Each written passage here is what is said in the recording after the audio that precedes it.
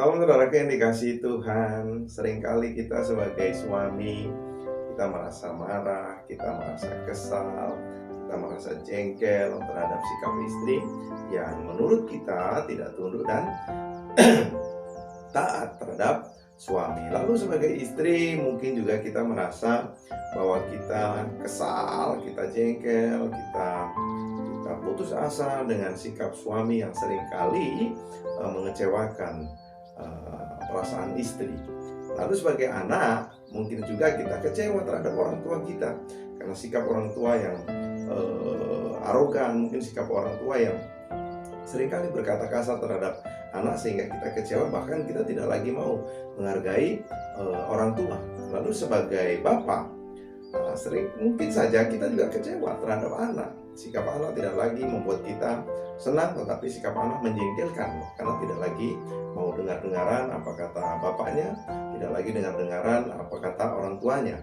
Nah, lalu sebagai hamba, seringkali kita juga merasa kecewa terhadap sikap Tuhan kita.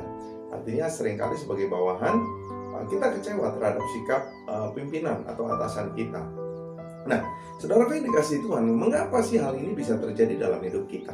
Kita kecewa terhadap istri kecewa terhadap suami, marah, anak kepada orang tua kepada anak, bahkan hamba kepada tuannya, kecewa dan marah. Kenapa hal ini bisa terjadi dalam hidup kita, saudara yang dikasihi Tuhan?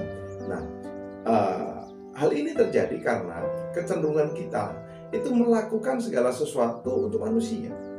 Artinya sikap kita, tindakan kita, itu kita melakukannya untuk manusia. Tetapi kita tidak belajar bahwa apapun yang kita lakukan seperti untuk Tuhan. Nah, hari ini kita akan belajar di dalam Kolose pasalnya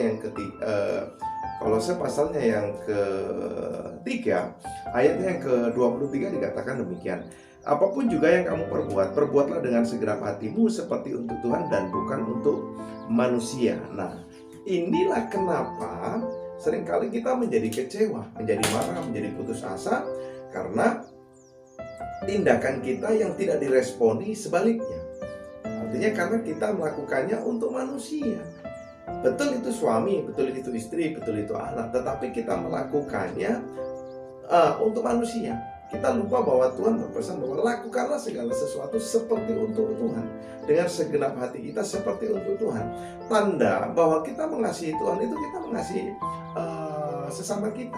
Tanda bahwa kita mengasihi Tuhan, kita mengasihi istri, mengasihi suami, mengasihi anak, mengasihi orang tua, mengasihi Tuhan kita, mengasihi hamba kita, itu tanda bahwa kita mengasihi Tuhan. Sehingga kalau